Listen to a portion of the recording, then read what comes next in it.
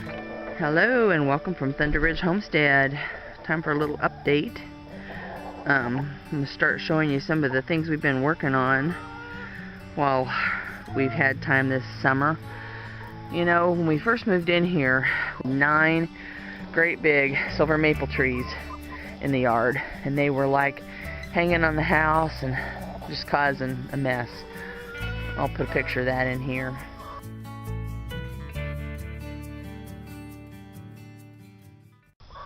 But we've had these big stumps in the yard, and slowly but slowly they're getting to the point to where they're rotting away, and we kind of been working on that a little bit.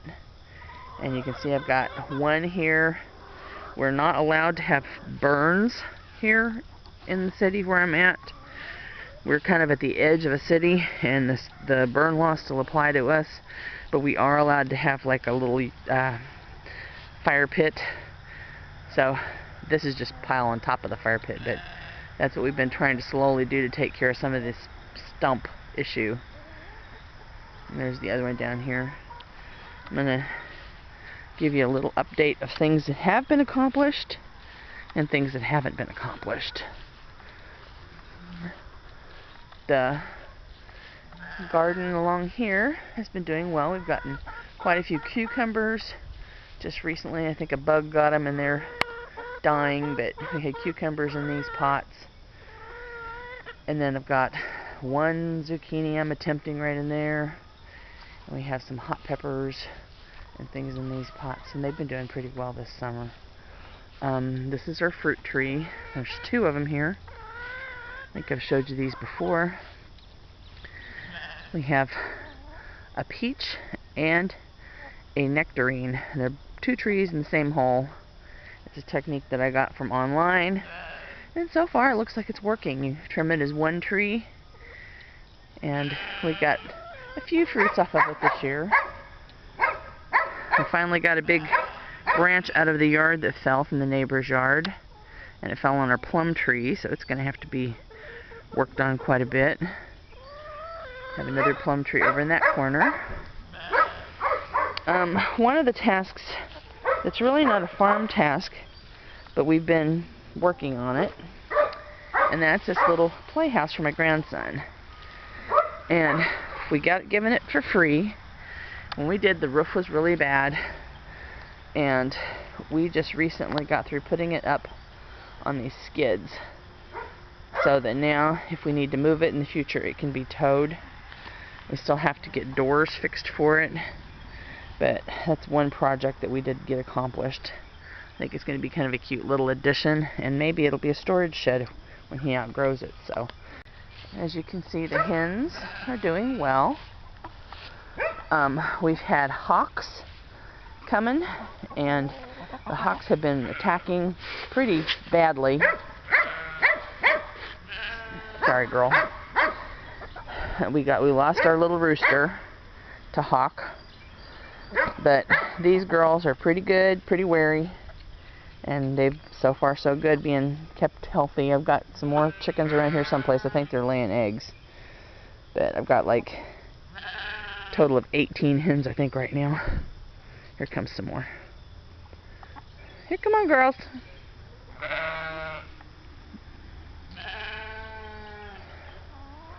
And of course the sheep. There's the sheep coming up to see me. I got the bucket, so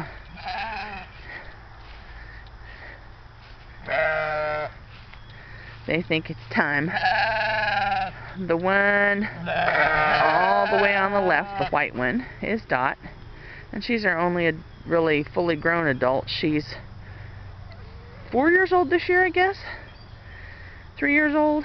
I'll have to check. I'll put it in there.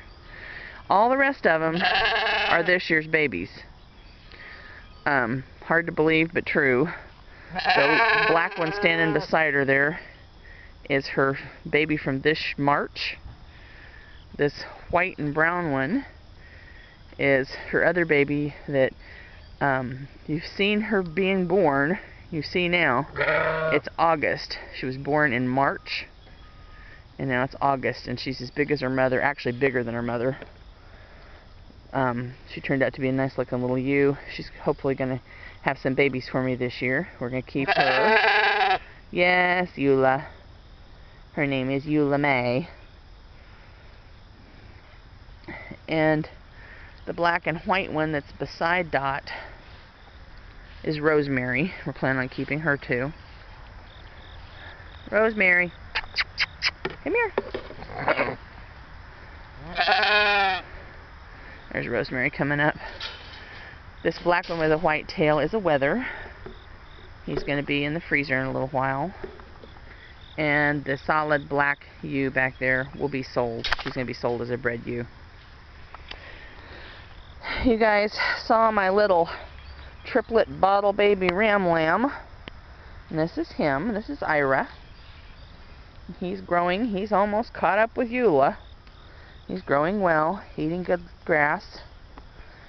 And like I said, he's still kind of a baby, which is good. So that means, like I said, this is the very 1st of September. And we've got another month or two before he'll probably be breeding these girls. So that helps make sure my girls are fully mature before they get bred for the first time. So it's all working out as per plan, hopefully.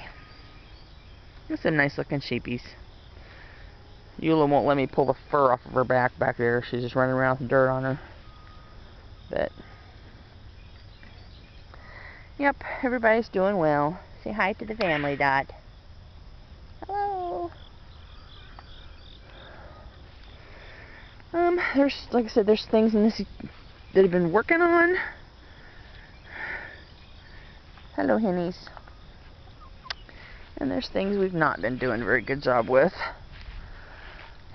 The tank garden is doing well, and so are the weeds. This is just something I haven't gotten to. I don't know what happened this year, but I was planning on getting mulch. I do know what happened this year. It was mud. I'm going to put my cardboard, my mulch around here, and it just didn't happen. So sometimes you have a fail. Although the plants that are growing there, that is lamb's quarter. It is an edible weed. I can use it to feed the turkeys and stuff with. I can use it for me to eat if I want to make it. It's a spinach type thing, so it's a good deal. But this is one of the things that's a mess. And even in the midst of the mess, you notice I had 2 new boxes I put in there and filled them full of soil, and did not plan on planting in them this year because I was just going to let the soil go fallow, let the chickens play in it. And I'm going to, this fall, amend it again, and hopefully we'll have 2 more planting beds there by next spring. The tank garden, however, in spite of the weeds, we've been having a pretty good little show here. As you can see, we got a lot of buds on the okra. Haven't really gotten much okra yet. Like I said, it's been a weird summer. It's been cool. We had an attack of aphids that we got under control. I thought I was going to lose the okra, and it came back. You can see the damaged leaves that got damaged in the attack in there. You can see a few of them. We've got some green beans. Most of the green beans were planted around the edges, so they're doing spillover, and we've been eating green beans all summer on these. They are rattlesnake beans. If you've never planted a rattlesnake bean, they're a pole bean. Normally I like to grow them up a tower, but they work for a cascade as well. They will grow 7-8 feet tall if you let them. They are the most wonderful bean. If you live in some place that is hot and humid, they will pick all summer. You can just pick and pick and pick and pick and pick. As long as you keep them watered and picked, they keep producing. I don't care how hot it gets. They are wonderful. I have a few little things hiding underneath these nets left. Not much else. Like I said, we just got a lot of weeds over here, and so be it. On this side of the yard are my tomatoes. which are banging. You can see they like it hot and humid too. As long as you keep mulched real good around their feet so that they don't get the blight, they do really, really well. I have a few little leaves in there that might be getting a little blighty, but we've got lots of, you can see this little guy down here hiding, little red guy hiding down in there. We've got a lot of foliage. I don't prune them, probably should, but I don't. I just dig through the multitudinous vines. They will be producing really well for the next couple of months. We usually don't get frost here until mid to late October, so these things will really be banging. I do need to start doing some thinning of vines when it gets about the end of this month. The ones that have green things on them that really aren't going to be able to ripen, I'll be taking back. But we've got some really big ones, as you can see in here. These are all heirlooms. I started them from seed. There's a little tour of the tomato hedge from this side. Lots of tomatoes. Lots of little red ones hiding down in there. It looks like it's overgrown and there is some significant weeds in here, but down beneath, see if I can get a place where you can see it, I have a real heavy straw mulch at the base of these, and so they were planted in about probably 3-4 inches of straw mulch, so their roots are covered. These little weeds are from in the front. It's kind of hard to mow right along there because the tomatoes have spilled off of their vines. We did get a start on our grape arbor. This is a grape that I salvaged from our old house. As you can see, it's still got some grapes on it, but it desperately needs pruned. It's got to start getting trained to the trellis. Hard to tell. There's a tiny stick with a leaf on it, and that's a grape down here at the base of this one. This one's a little better. It's a new grape, just planted.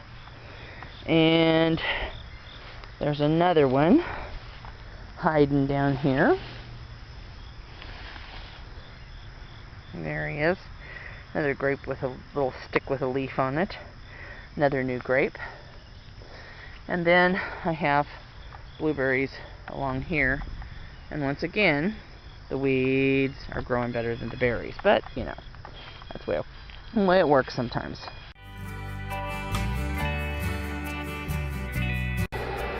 Here on the front porch, we've got another batch of onions in the dehydrator. They've been going since last night. They're just about done. Time to feed the kitty. This is Dragon Kitty. This is Dragon Kitty, and she's a rescue. And she's an old kitty. But Dragon Kitty has to live outside because she absolutely will not use a litter box. So, she does real well. She has a nice place to go to stay warm and cool and whatnot. But she's lived here when my daughter was living at this house. I think she's probably maybe 15 now. Old kitty. In the front yard here, we have a little container of strawberries. They're doing pretty well. We're getting a few strawberries off of them. Eventually I'd like to make a strawberry tower out of these, but, you know, eventually around here, between my health issues and the stuff we have to do, sometimes things take time. Over here, in the little garden area between the house and my ramp, we have hostas, and they are blooming, doing a beautiful job. And they smell, I wish I could let you guys smell these. They smell so beautiful. They're very, very beautiful. But when we moved here, this was poison ivy. And I think the hostas are doing much better than the poison ivy did. They're turning into very nice plants. Hopefully at some point we'll have some more of these over on the hill. In addition to that, I have a few herbs tucked here and there. I have a stevia plant there, a rosemary plant. If we go around the other side, we have one little cherry tomato in a bucket. We have a little last cucumber here hanging on. In this pot, I'm growing some ginger. And in this pot is turmeric. That's what's this exotic looking plant. I bring both of these in, the pots in, so hopefully they will continue to grow and do well. Here's a couple little pots that have some sweet potatoes and a stray green bean or two in them. Just things we brought in from outside that was kids' experiments. And this is my little lime tree. It's been with me for quite a number of years. And as you can see, we do have a few little limes on it. Hopefully they will be ripening up before winter comes and we can harvest some of them. There's never going to be a lot of limes, but you know, hey, we live in Missouri. What do we want? I'm happy to have anything coming up on that tree. And the front right here, we have comfrey. Comfrey's doing well. I'm not going to walk all the way down here, but along this edge you can see my elderberries. They produced a ton of elderberries this year. The problem being, as soon as they were ready to pick, we would have a thunderstorm and they would all get blown to pieces, and then we had another flush of them and we had another thunderstorm and they got blown to pieces. But hopefully the birds got a few, so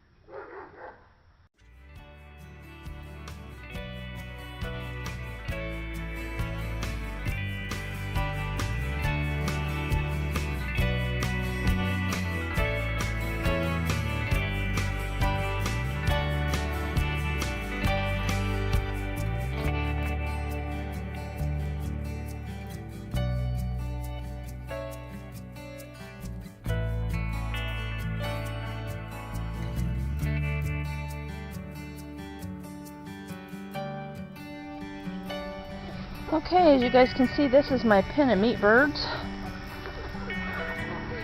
They are at the size right now that I've been starting to butcher.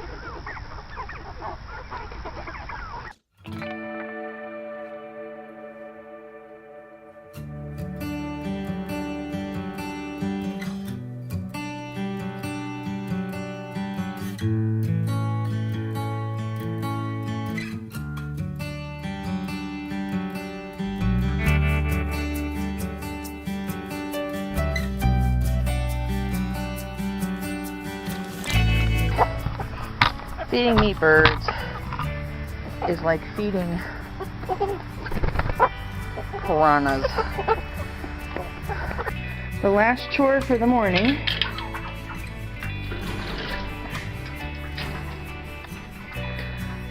we had the turkey pen cleaned out again the other day, which it really needed it.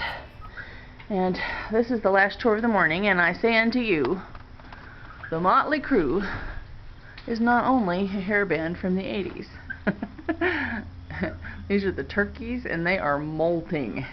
And they are, indeed, a motley crew. Look at the feathers missing on the breasts and the wings. This little gal's got hardly any feathers on her tail caboose. They are some rough looking birds. And one thing to remember when you're having birds that are molting, and this little guy here is a testimony to it. See how he's got 2 full wing feathers? If I don't want these birds flying out, they're going to have their wing feathers clipped again. So, and yes, my turkeys fly. If you don't believe that, look back at my videos. I have one of them flying onto the roof. Well, every morning they come out here and they've got this little, I guess you'd call it their patio, but they have a little side area here by the barn, and it's just between the 2 ends of the barn. And we haven't been mowing this summer, and the turkeys have been keeping this pretty much mowed. It's kind of weedy, kind of grassy, but I figure having them on it and having the fertilizing, it'll help this little area. It was just completely solid, nothing but weeds and muck and guck originally, so you know, they're really helping it out. But this is their little side yard, and they're going to go out here and spend the day. Anyway, here's an update from Thunder Ridge Homestead, September 2017.